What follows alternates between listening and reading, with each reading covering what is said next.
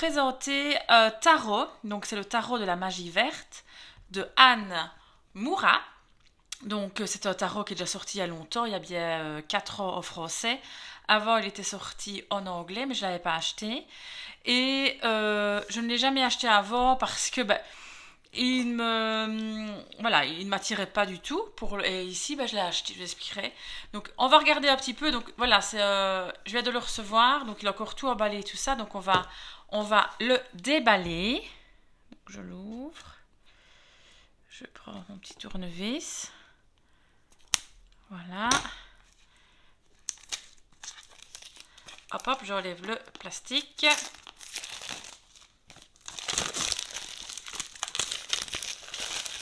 Voilà. Ok. Donc, le voici déballé. Donc, comme je vous disais, c'est un tarot qui est sorti il y a au moins 4 ans, en français, aux éditions Très Daniel. Et alors, je l'avais vu sur certaines plateformes et tout ça, mais il ne m'intéressait pas. Puis, il y a un mois ou deux, j'ai regardé un tirage d'une dame sur YouTube, je ne sais plus qui, et en fait il m'a vraiment parlé. Donc je me suis dit, allez, lance-toi Astrid, tu l'achètes. Donc voilà, donc voici la première page. On va lire à l'arrière, donc la boîte, donc c'est une boîte carton. Donc le tarot de la magie verte.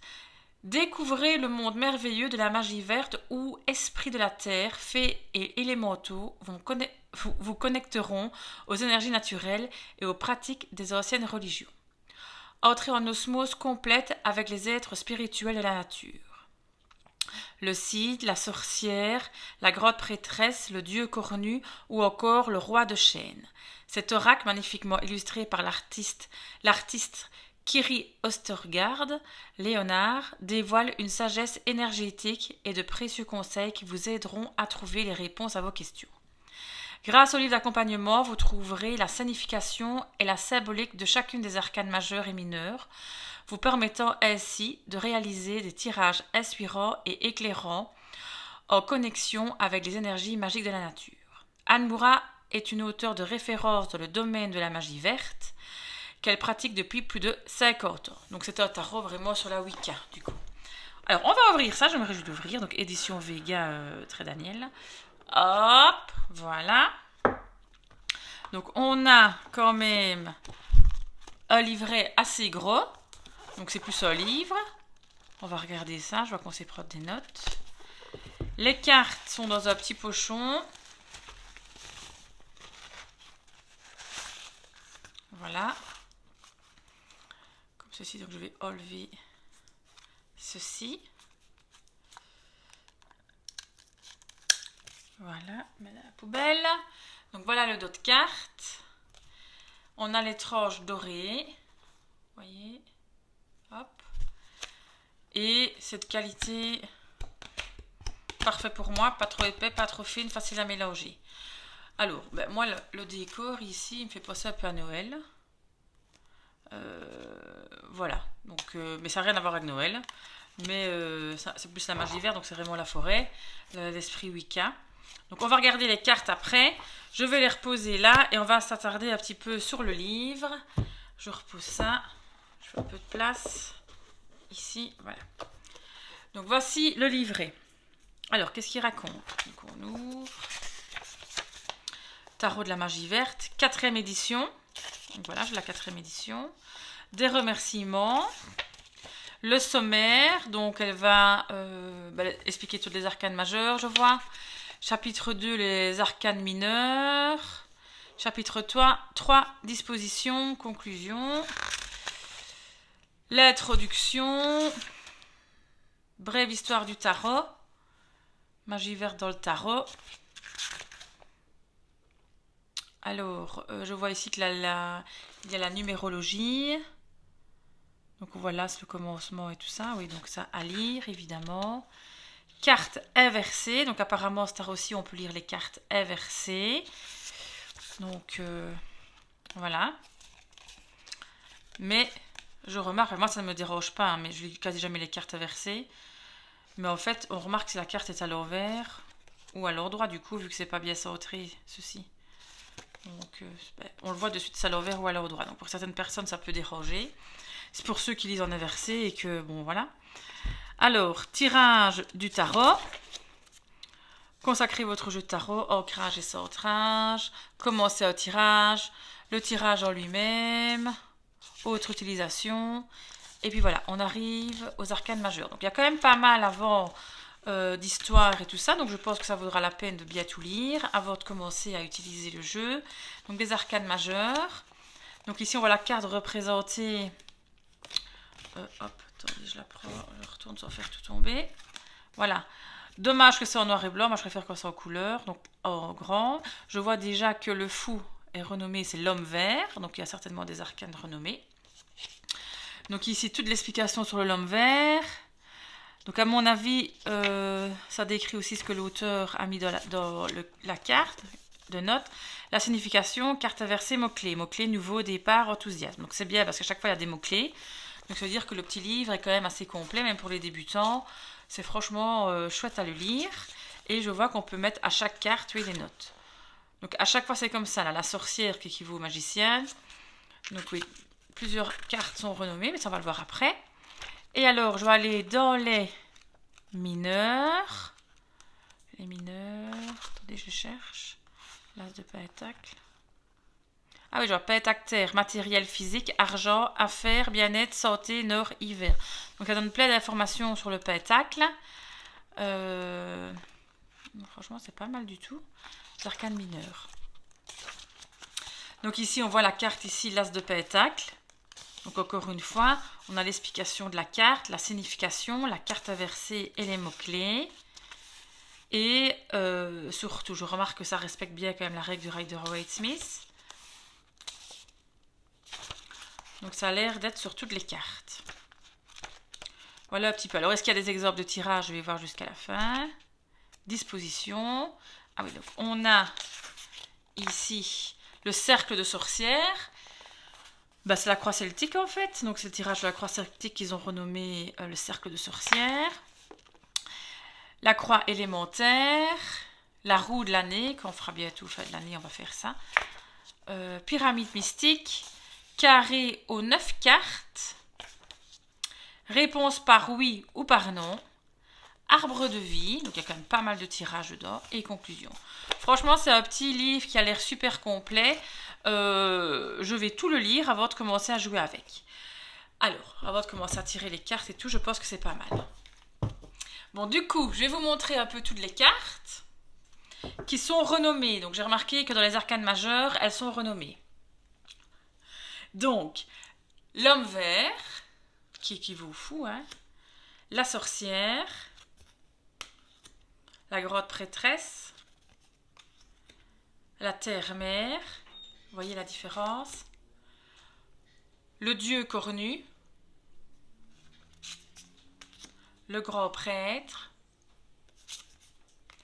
la dame et le seigneur, qui équivaut aux amoureux, je la trouve très belle, le char de guerre, la vieille, qui équivaut à la force, le roi de houx. Donc vous savez que la carte numéro 9, c'est l'ermite, ça équivaut à mon numéro dans la numérologie. Donc l'ermite, je regarde souvent la carte, en tout cas quand je choisis le tarot, et je l'aime beaucoup celle-ci. La roue de l'année, c'est la roue de fortune.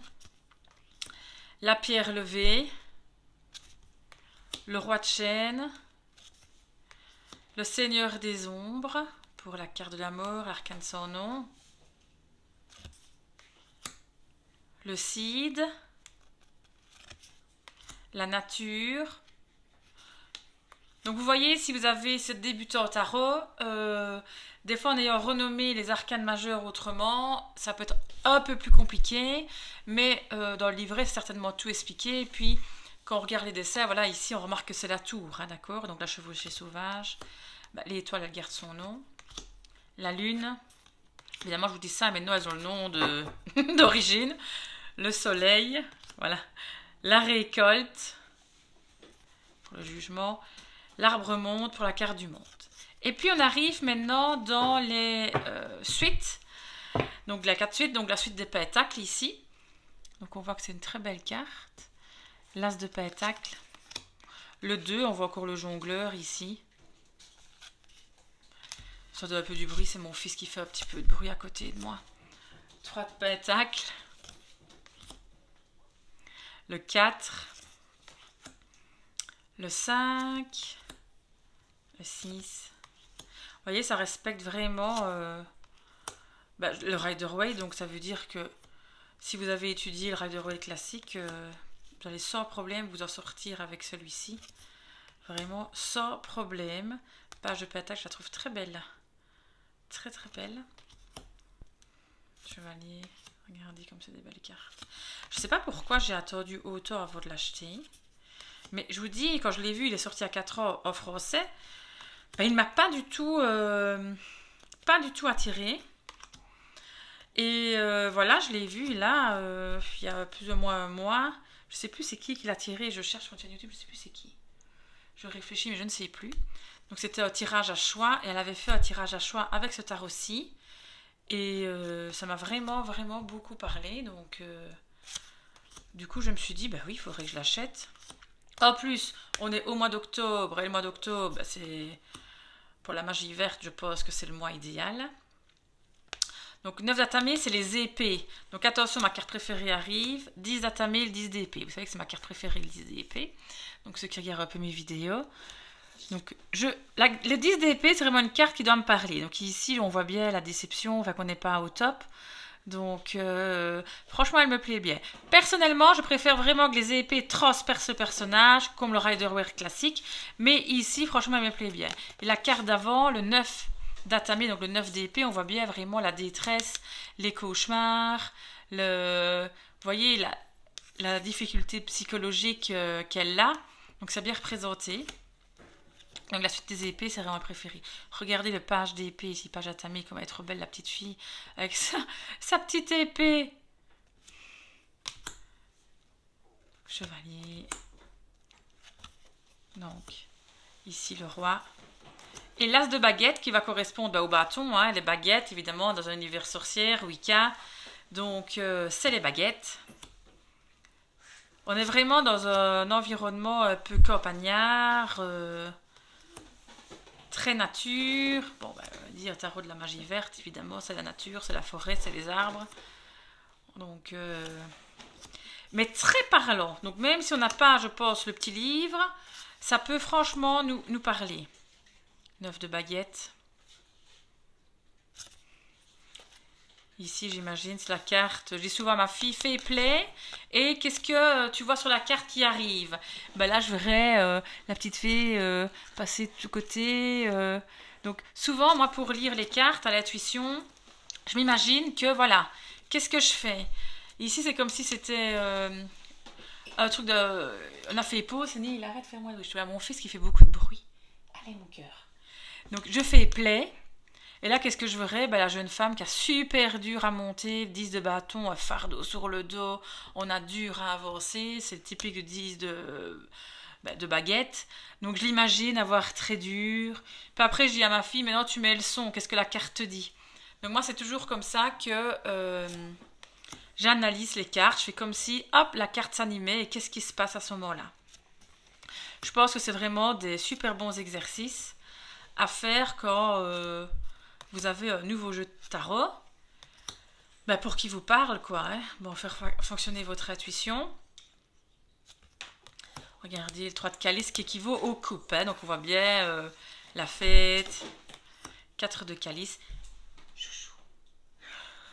Il monte, il descend du fauteuil en cuir. Donc le bruit que vous entendez, c'est mon fils qui monte et qui descend du fauteuil en cuir. Et il est à pieds nus, donc il fait beaucoup de bruit. 6 de calice. 7 de calice, très belle.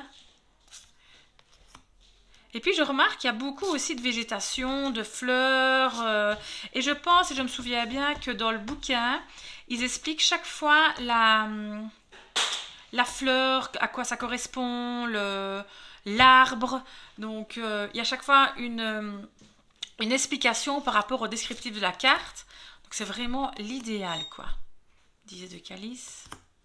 Page de calice. Regardez cette reine de calice. Elle est très, très, très belle. Et on termine par le roi de calice. Donc voici, c'était la petite présentation du tarot de la magie verte. Donc alors, comme à chaque fois, on va tester de le mélanger, voir s'il se mélange bien. Écoutez. Ah, qu'est-ce qui saute? Qu'est-ce qui saute? La sorcière, la grande prêtresse. C'est le magicien. La main qui sort, la sorcière, c'est le magicien. Je mélange. Hop. Je mélange les cartes. Voilà, voilà, voilà. Écoutez, ça se mélange vraiment bien. Vous voyez bien, elle glisse super bien. Et pour les étaler, ça s'étale super bien aussi. En plus, je trouve que c'est très joli. Comme ça, avec les lignes, le dessin. C'est vraiment un super beau jeu qui est très très connu, évidemment. C'est pas du tout la première fois que vous le voyez si vous pratiquez le tarot de au moins 4 ans. Vous l'avez vu partout. Mais voilà, j'avais quand même envie de vous le présenter parce que moi, je viens de l'acquérir.